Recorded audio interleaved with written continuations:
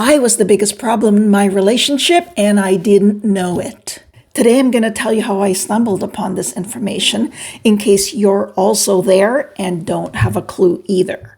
I certainly did not. This was in one of the busiest spells of my career, and I went to see my doctor over some routine stuff. This appointment didn't go the way I thought it would, because by the end of it, he looked at me with these very sad, concerned eyes and gave me two things. One was a prescription for antidepressants, the other one for a referral to a local psychologist. Clue number 2. Our admin clerk was trying to convince me to go to this local thing, and she offered to take care of my kids because she knew that my husband was going to be away. And I said, no, I don't think so. And she said the darndest thing. Whoa, you sure make it hard for people to help you. I wasn't so clueless that I didn't think a little break would help me. Third clue, I'm in my boss's office, and she looks at me and she said, Elena, are you okay? And I said, no.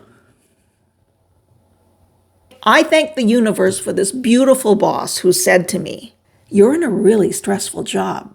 Now around here, we don't burn people out and spit them out. You need time to recuperate? What do you need? A month? 2? Indefinite? So I did it.